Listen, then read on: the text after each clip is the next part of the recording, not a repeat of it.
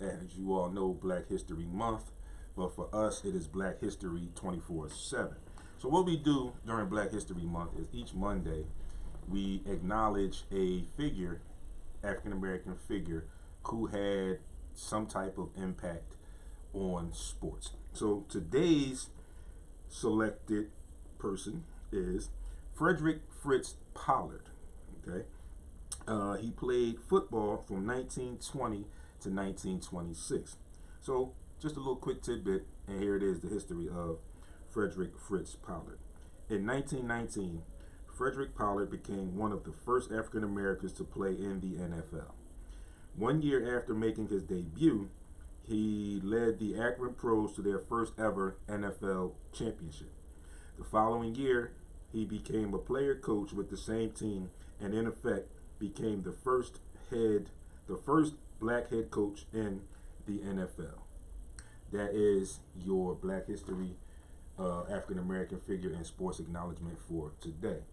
And perfectly fitting, because what I want to get into now is I have to get into this Brian Flores story. And again, I want to welcome everybody back to the SportsRap podcast right here on Heat 100 Radio. And again, you just heard me give you the history of Fritz Pollard, one of the first African Americans to play in the NFL. And I told you, I gave you a little bit of the history of him, and ultimately he became the first African American head coach in the NFL.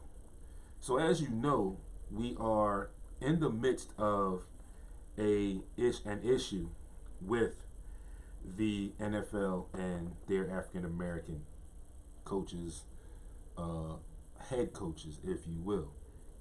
And I know the story is approximately a week old, but this is my first chance to come to you and give you my take on it and just talk about it a little bit. And it's something that needs to be talked about, and there will be tidbits all over the place until something is resolved in this case. So what I am referring to the case of Brian Flores, the former coach of the Miami Dolphins, who allegedly was fired. Well, not allegedly, he was fired from the Dolphins, which was a little weird to me because he had 2 winning seasons, his last 2 seasons. And you know how we've talked about racism in sports in general. You know how we referenced it and acknowledged what goes on in the NFL. So, on the first day of Black History Month, Brian Flores announced that he has filed a class action suit against the NFL, the Miami Dolphins, the New York Giants, and the Denver Broncos. So, all of this comes about because there are very serious questions about the firing of Brian Flores, first and foremost. Then the issue comes up with him in the class action suit and some of the things that he claimed went on while he was the coach of the Miami Dolphins. And I'll get into some of those details in just a second. But also, it ties into what the NFL has, within the most recent years, labeled the Rooney Rule.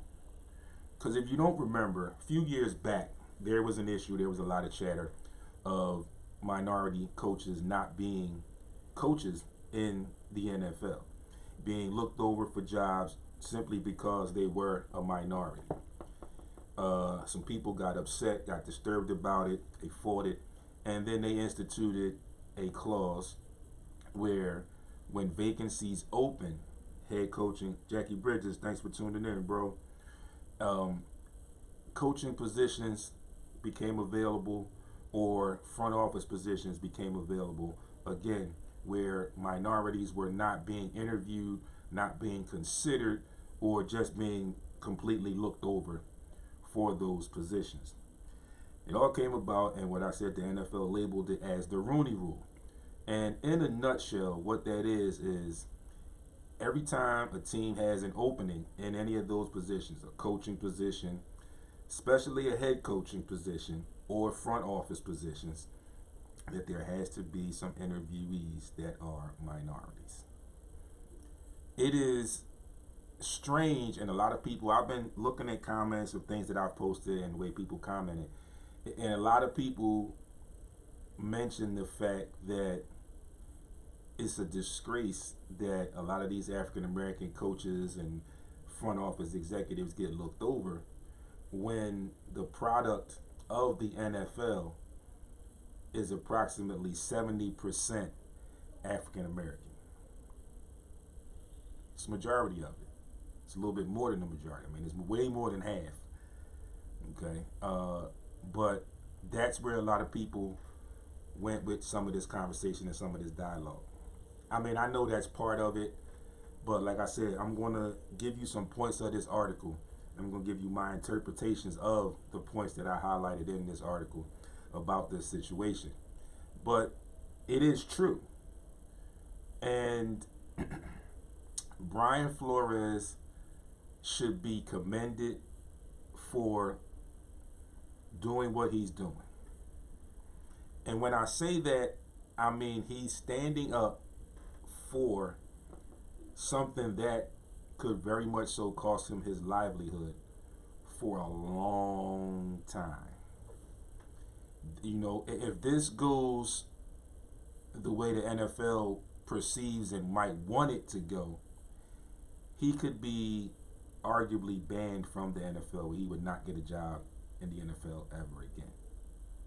But he also mentioned that his sacrifice to do what he does could mean so much more down the line to so many more people, and he's okay with it right now. Just a quick tidbit, I also just saw a notation that he is debatably a finalist for the Houston Texans head coaching vacancy. So we'll see what happens with that as far as are we going through with this lawsuit and everything. So first thing, you know, at the NFL, we all know it's broken. We saw what happened, and we heard, and we talked about it here on the show, what happened with Dan Snyder and the former Washington football team, who are now the Washington Commanders, who are ironically back in the news once again with some more former employees coming up and claiming that there was sexual harassment and other things going on in Washington. If I have time, I'll get to a little bit of that today as well. If not, I will definitely bring that back next week. But with the Brian Flores issue, his concern is that he was fired from the job. He initially alleged that the owner of the Miami Dolphins at one point offered him $100,000 per game for games that he would tank, which means lose on purpose, you know, throw the game, whatever. Lose the game on purpose in order for the Miami Dolphins to attain a higher draft pick. He also said that he had no bones in doing that because he felt that it was not fair and it's something that was immoral to him and he would not do it. So he also added in the New York Giants and the Denver Broncos, where he was being interviewed for jobs.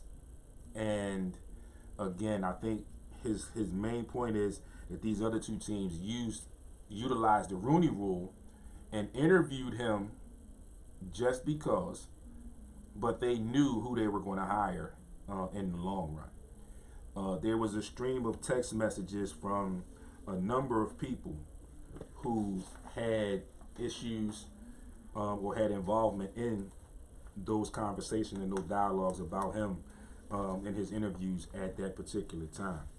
So the article basically gives you in a nutshell what he was referring to, and it talks about how or if he can prove the systemic racism. And we're talking about the sham interviews, which is part of the biggest, is like the main course of this meal.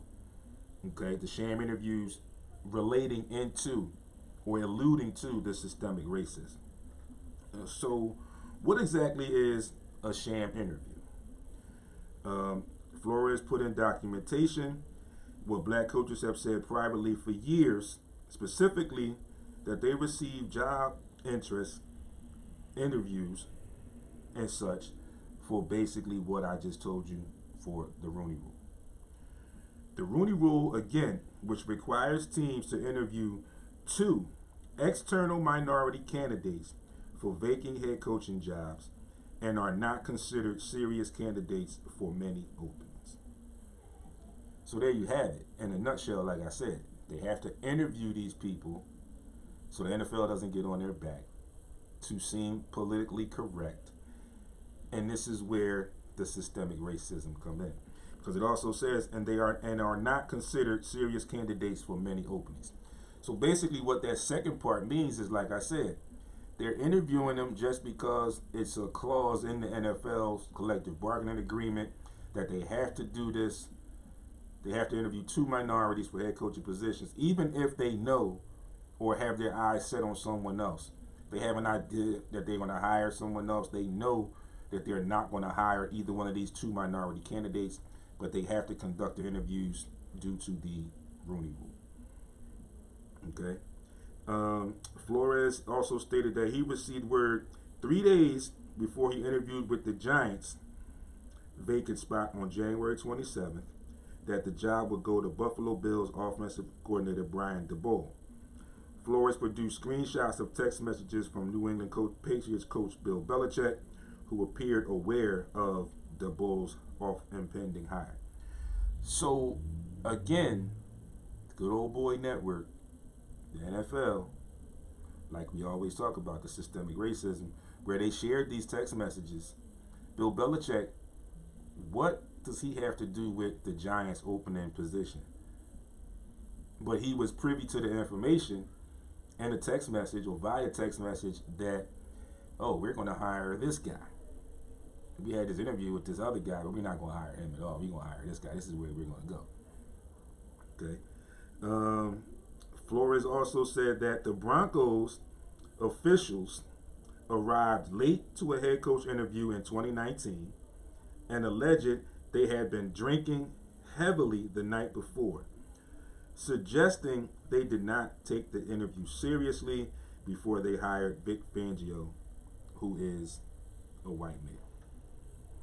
The Giants rebutted in the statement and said, and I quote, Brian Flores was in the conversation to be our head coach until the 11th hour. The Broncos said, end quote. The Broncos said the interview started on time and pointed to notes, analysis, and evaluations that demonstrate the depth of our conversation and sincere interest in Mr. Flores as head coach, as a head coaching candidate. So, with that being said, we don't know if the Broncos could have fabricated those stats and analysis and whatever. Being what it is, I can't 100% say, but everything that I've seen within the NFL and a lot of things that we've talked about here on the podcast, I kind of will err on the error of caution, err on the side of caution, if you will, and kind of say that Brian Flores has a little bit of wiggle room there. Okay. Then it says our sham interviews illegal. Flores' suit also cites violations of federal and state civil and human rights statutes that are intended to ensure equal rights. Got a whole leg to stand on there. Also reveals that he will file a complaint with the Equal Opportunity Employment Commission, which Duru said is a prerequisite for a claim under Title VII of the 1964 Civil Rights Act. At that point, plaintiffs have 2 options. He can claim desperate treatment, which requires proof of intentional discrimination, or he could claim disparate impact, which requires proof that a policy or standard impacts minorities differently than others. Okay, so there's another point in his favor. Disparate impact. I'll read it for you again. Which requires proof that a policy or standard impacts minorities differently than others. What did I tell you about the Rooney Rule? Requires teams to interview 2 externally minority candidates for vacant head coaching jobs and are not considered serious candidates for many openings. So again, the Rooney Rule puts the NFL right under that umbrella of disparate impact. So the trial, when does the trial start? Not really going to get into that, but I will definitely stay tuned to the situation and let you know what I get, as I always do. The Rooney Rule legislates interview policy, but is there really any way to force owners to make diverse hires? NFL Commissioner Roger Goodell and other league executives have pleaded publicly for change. Troy Vincent, the NFL Executive Vice President of Football Operations, has even made the public connection between disparate hiring practices and racism, saying last month on ESPN, and I quote, "There is no social justice without racial justice, and what we've seen potentially, it suggests there is potentially a racial undertone." End quote. Flores' attorney used other public statements Vincent has made as well. The NFL owners haven't changed their hiring practices on their own, or with urging the Rooney Rule initiatives that were designed to introduce them to a diverse candidate pool they might not otherwise seek out. So, Flores is seeking in this suit. He is seeking, is asking for unspecified damages and also a hardcore systemic reform. If he's ultimately successful, then there will be court-ordered systemic reform that could ultimately produce the changes that advocates in this realm have been pursuing for years. So what Brian Flores is looking for, seeking in this lawsuit: an increased influence of black individuals in hiring, increased objectivity of hiring, terminating GMs, head coaches, and coordinators, increased number of black coordinators, incentivize hiring, retention of black GMs, head coaches, and coordinators, and transparency of pay for GMs, head coaches, and coordinators. So then there's this thing where they say, what if he gets another NFL job? Would this disprove his allegations? No, it wouldn't, because that would just mean that he did the interview and there was obviously no better candidate than he was in the interview. It would change his core argument. It wouldn't change his core argument, as Duru says. Saying also, I don't suspect that he will voluntarily withdraw the case. And I wouldn't withdraw the case, so I don't think he will as also either. It's always tough when you go up against a big conglomerate, like I said, the NFL, who are going to do whatever they need to do to protect the house. Definitely going to do that. So they're going to fight this thing tooth and nail, I'm sure. And I wish Brian Flores all the best in this lawsuit, because like I said, it's something that needed to be done. We all know, like I just mentioned in the article as well, there has been pursuance of some changes in these hiring processes and some of these things that the NFL does. And again, we use those two words, the systemic racism, which is expanded into other sports as well. But we joke around a lot of times and we say the NFL, the good old boy network. This is proof of the good old boy network. If he can prove all of this stuff, it will ultimately demand some changes that are sorely needed. There are a number of qualified candidates right now in the NFL as coordinators or position coaches, things of that nature, that could become head coaches. The biggest other name in this situation on a different spectrum is Eric Bieniemy, who's arguably should have been a head coach a couple years back. I mean, he should be looking at possibly going into like his third or fourth year as a head coach right now. But again, arguably he was subject to this Rooney Rule. Again, teams outside of the team he currently works for interviewed him because they had to. And they also knew that they would hire someone else. But again, you look at like a lot of people have said, the makeup of the NFL, the makeup of their product is 70% African American. So in a way, you could read between the lines, make your own interpretation, and argue you're good enough to play, bring in the money, bring in the fans, get your bodies beat up and all that types of stuff, but you're not good enough to oversee the product. You're not good enough to create the product as far as being in the front office or a GM or something of that nature. But you are definitely okay to be that athlete on the field. Like I said, doing what you do, using your God-given skills to the best of your ability, bringing in the money, bringing in the revenue, bringing the people into the seats of these stadiums, but you're not good enough to oversee it. So, again, I'm definitely going to stay tuned to this story because it is something that could hit the fan. It could not, depending on how it's handled. But again, I am glad that, and I give much kudos to Brian Flores for being the person to finally stand up and take a stand and go toe-to-toe with the major conglomerate being the NFL.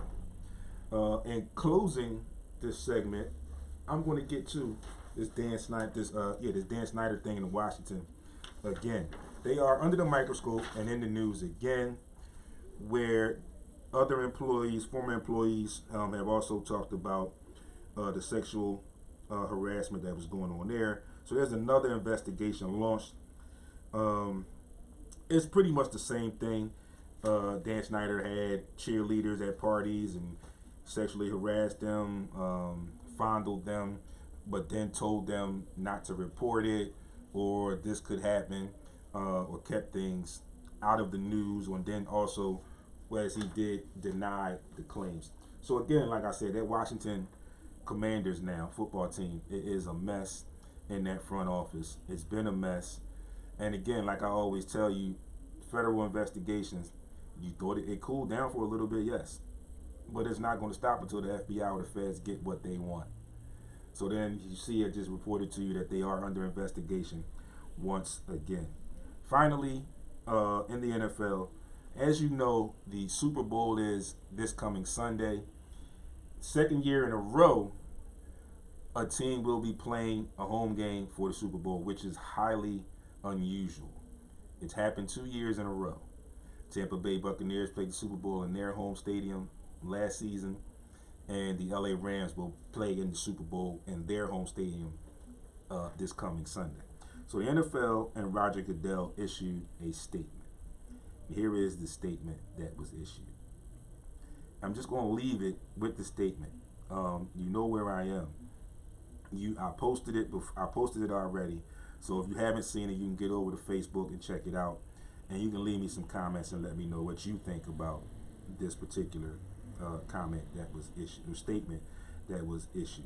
And I quote: "The NFL, its teams, and players are deeply worried regarding the unprecedented situation that has unfolded as a result of last week's NFC Championship game between the Los Angeles Rams and San Francisco 49ers.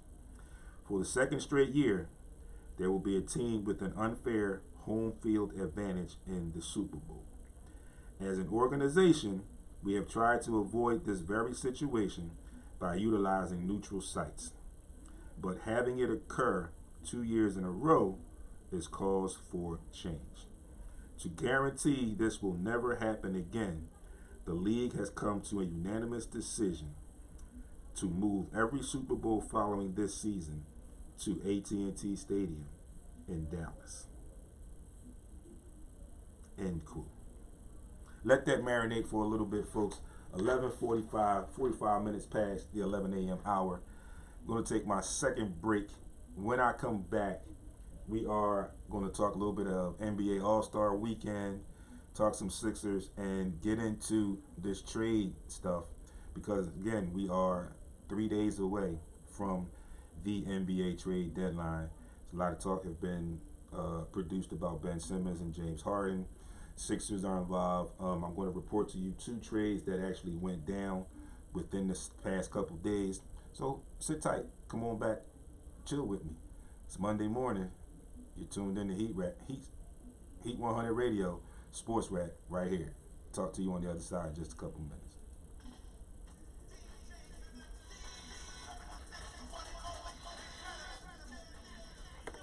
Description, there is a link where you can hear the audio as I speak.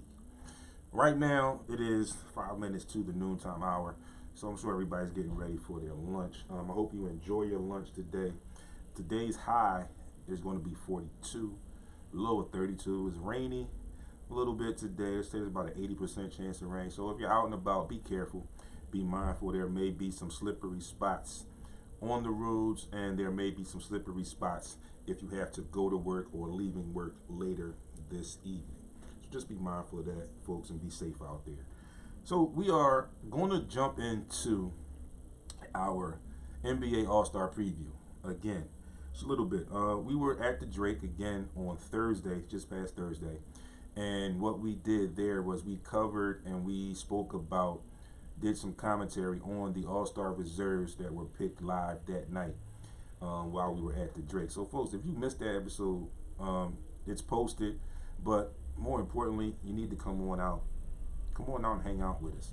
It's a fun atmosphere. You can come have some fun, some good food, some good drinks.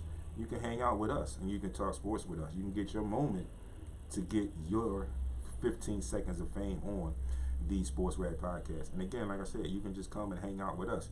You hang out with us every morning, every Monday morning. You hang out with me and you follow me all week on social media. So what better way than to come out and do it in person and have some perks along with it.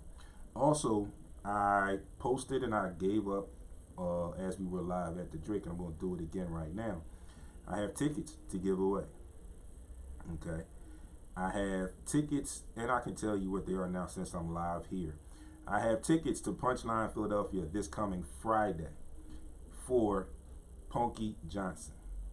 First tickets I'm going to give away right now are for the 7:30 p.m. show. There are 2 shows, so this is for the 7:30 p.m. show. What I need you to do is, once I go off air, I need you to either send me a message or comment on this video, the video of the NBA segment, not just any video, the video of this NBA segment that I'm getting ready to get into right now. Or you can message me on Facebook, or you can message me on Instagram at @sportsrap_D, and you already know that. So when we talked about the NBA, we did the commentary on the reserves live at the Drake on Thursday. Again, I gave you a question. And here's that question once again. Who was the 3rd player reserve selected for the Eastern Conference on that night? The 3rd player selected as a reserve for the Eastern Conference on Thursday at the Drake. Or let me just say the 3rd player announced for the Eastern Conference wins these tickets to the 7:30 p.m. show Friday to see Punky Johnson at Punchline Philly. When you give me the information, when I pick a winner, I will give you all the information on how you can get your tickets.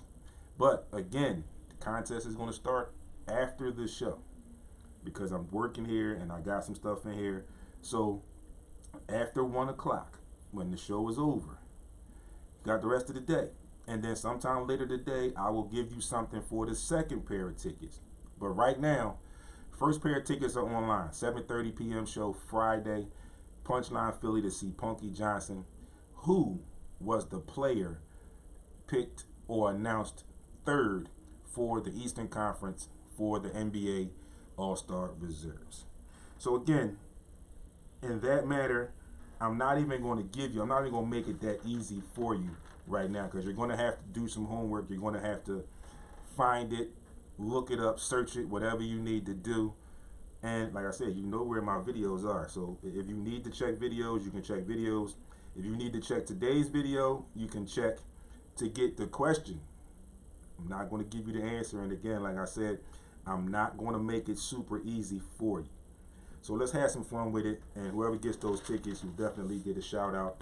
And like I said, 1 o'clock, get me that information. As soon as I get privy to it, I will announce a winner, and then I will come up with something for the second pair of tickets for the 9:45 show on Friday night as well. So as you know, I talked about last week, I talked about the changes that will be made to the NBA Rising Stars Challenge. There will be 4 teams of 7 players, and it's going to be like a little mini tournament, okay?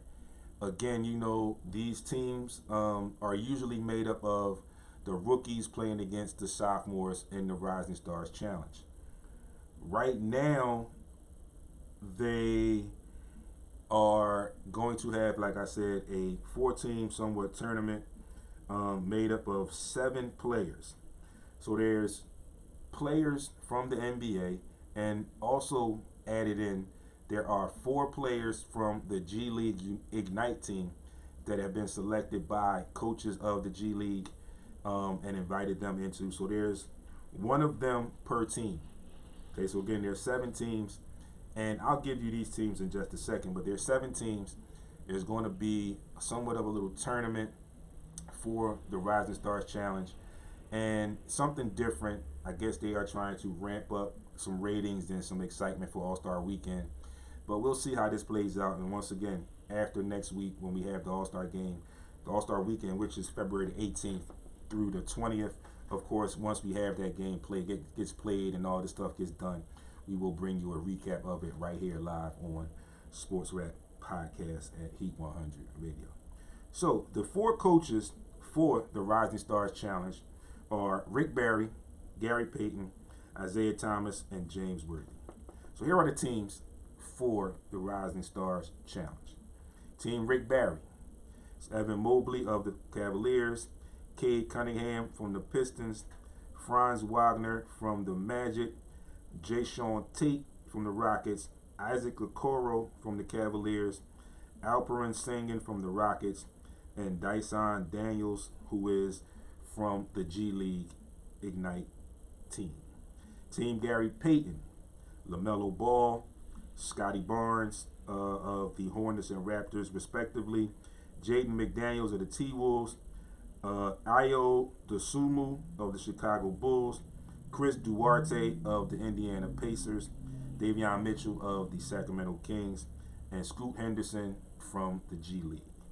Team Isaiah Thomas, Anthony Edwards from the T-Wolves, Sadiq Bey from Villanova and the Detroit Pistons, Desmond Bane from the Grizzlies, Tyrese Halliburton from the Kings, Isaiah Stewart from the Pistons, Precious Achiuwa from the Toronto Raptors, and Jaden Hardy from the G League Ignite.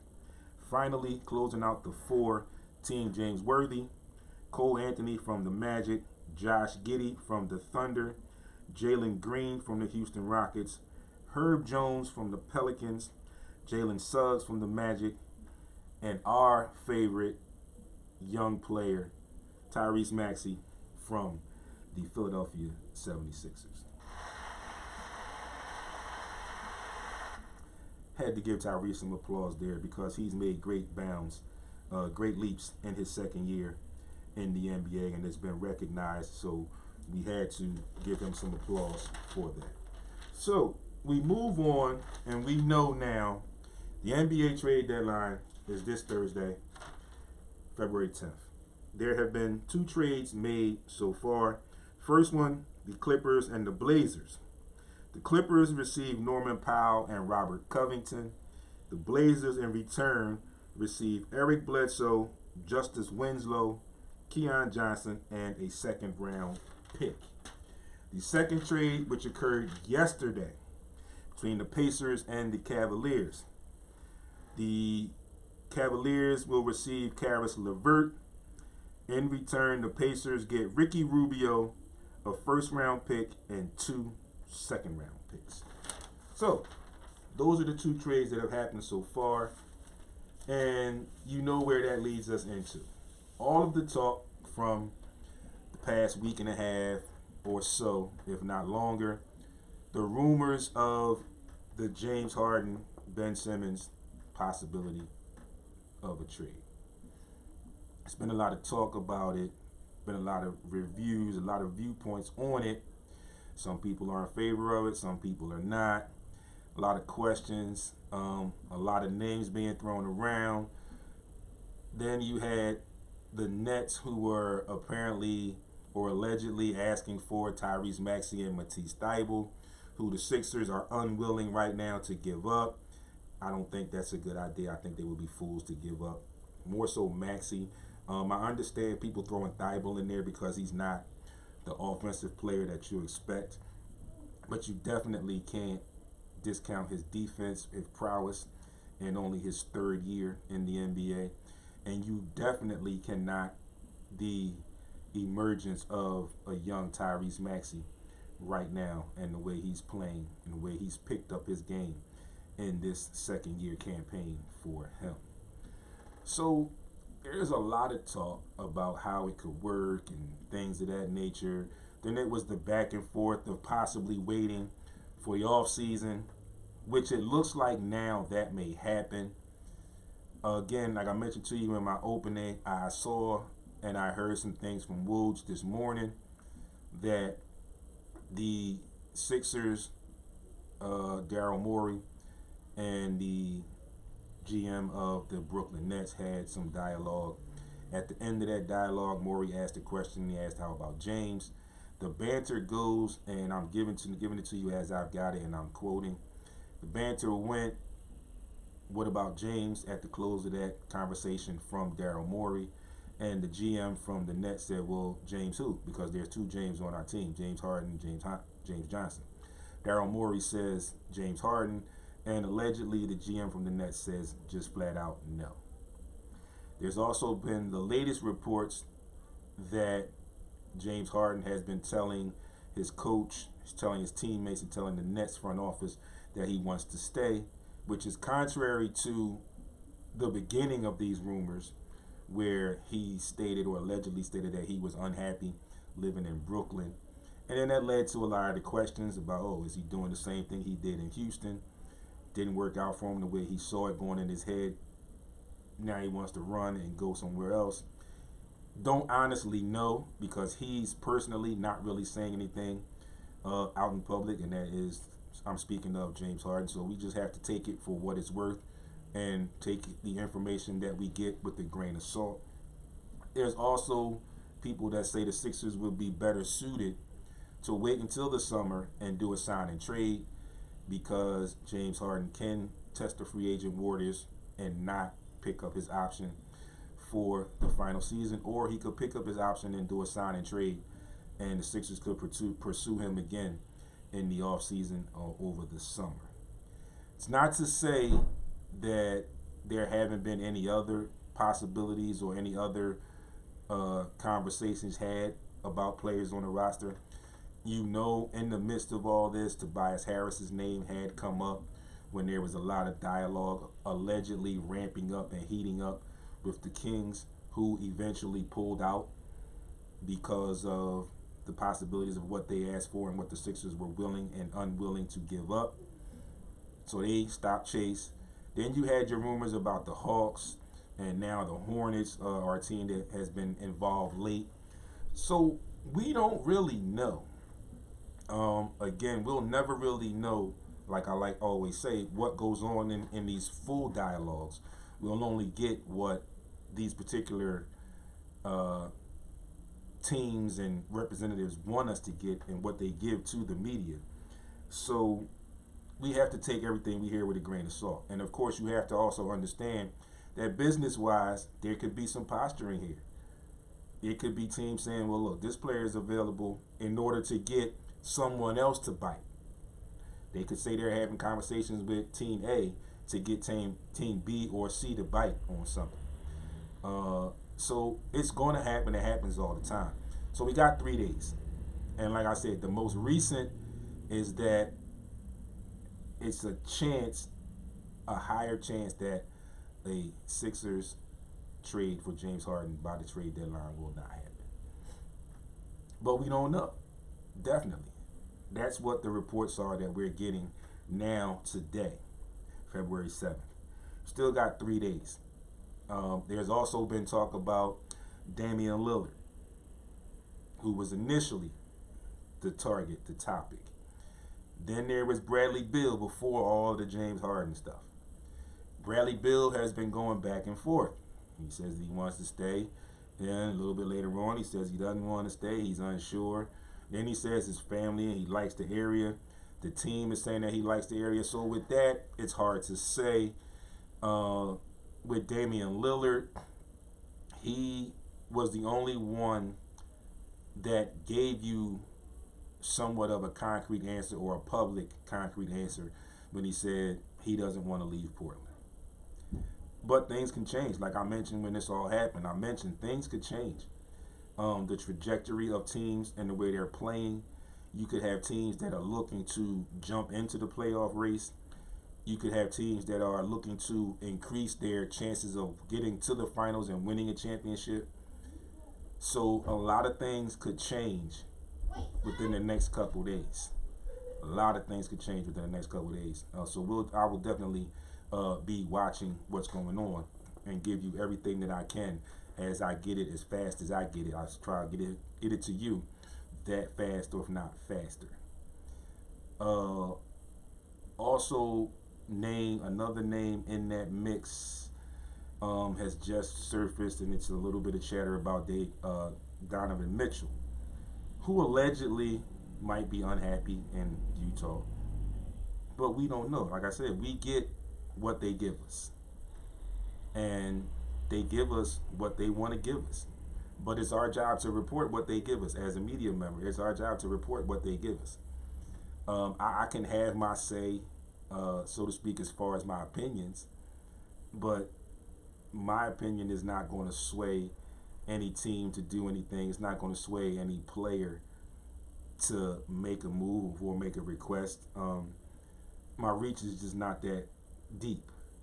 So again, for a lot of my posts and for what I do here, what I'm doing right now, a lot of my followers understand, but I do also need more of you to understand. I just report what I'm given. That's my job. I report and comment on what news I'm given. That's the job of the media representation. I can only give you what's given to me, but that is my job, to report to you, my listeners and my fans and the fans of these particular sports, what I get. And I also give you my interpretation and my opinions on it, which is also part of my job. So this issue, if you will, is going to get crazy, like it always does. Like I said, it's 3 days before the trade deadline. You saw 2 teams have made trades. You saw how the Sixers had a little run.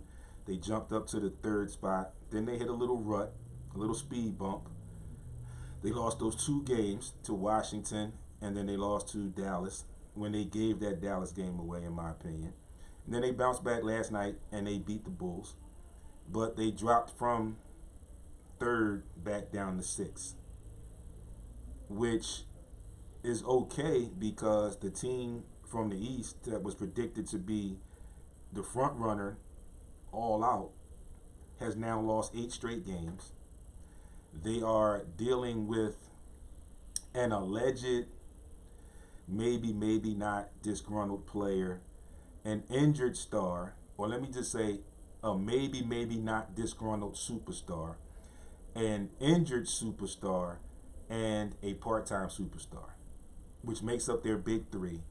who have not played consistently for more than 16 games over last season and this current season.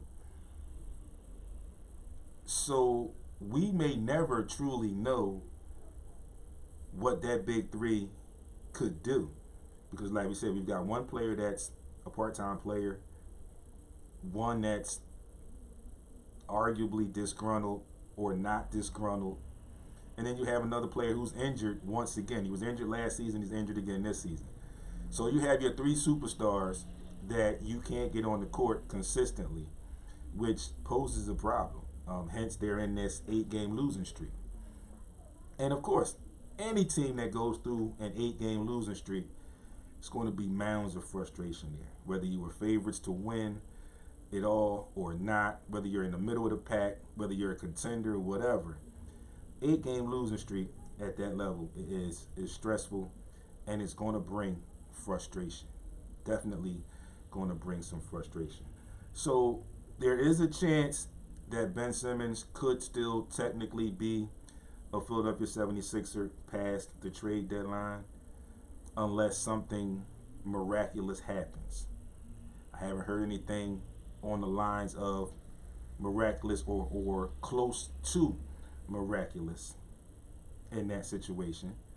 So if I were to guess or speculate, I would speculate that there's a higher chance that he's technically still a 76er than not a 76er by the end of the trade deadline, which is 3:01 on Thursday afternoon. So we'll definitely, like I said, we'll definitely keep our ears to the street, and I will definitely give you everything that I get as soon as I get it. Now, closing out for today, I've always talked to you all about the WNBA and how I felt that the Jack Los experience, Carlos Jackson, thanks for tuning in, good brother. I've always talked to you about my liking and my affinity with the WNBA.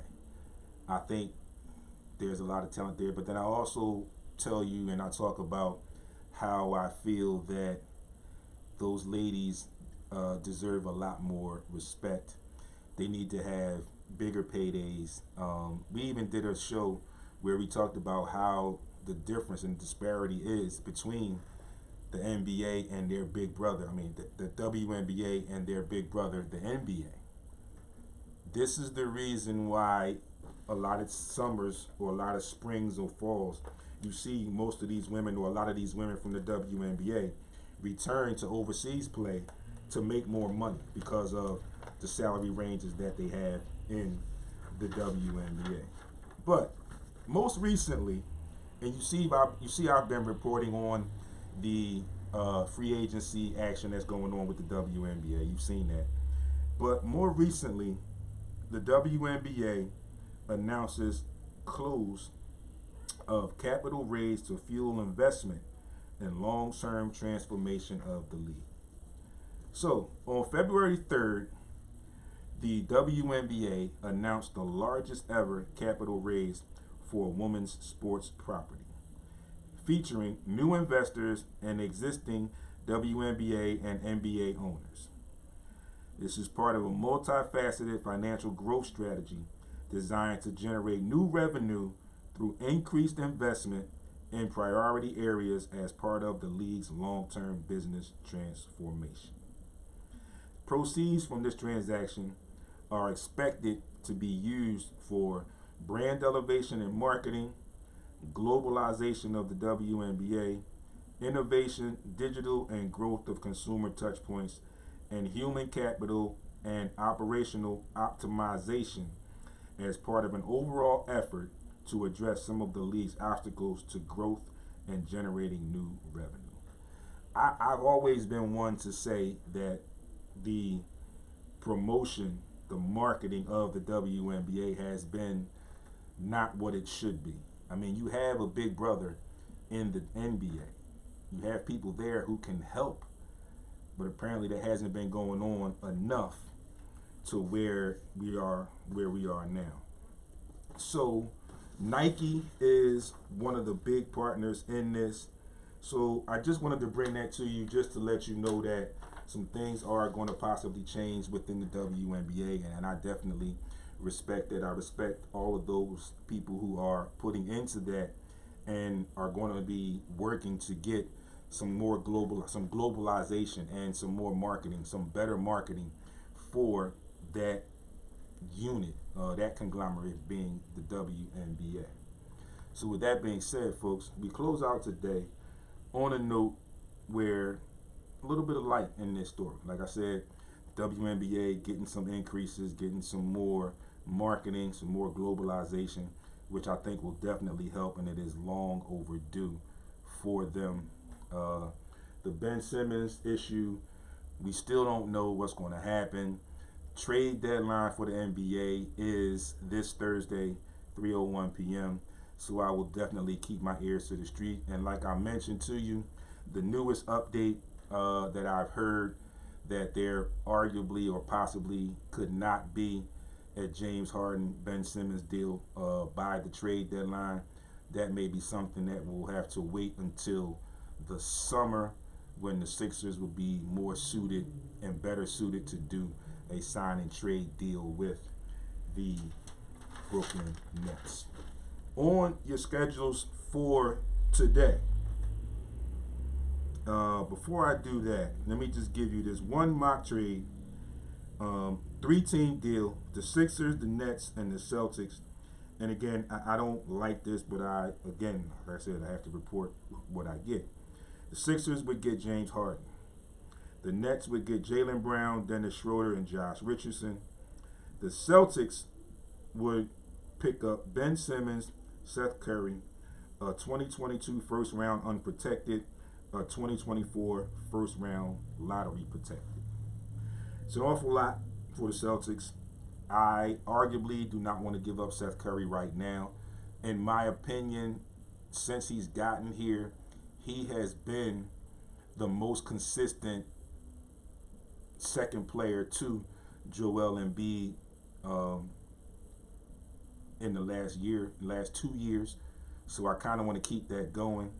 But again, like I said, I don't think anything's going to happen by the trade deadline. I would be a little bit surprised if it did.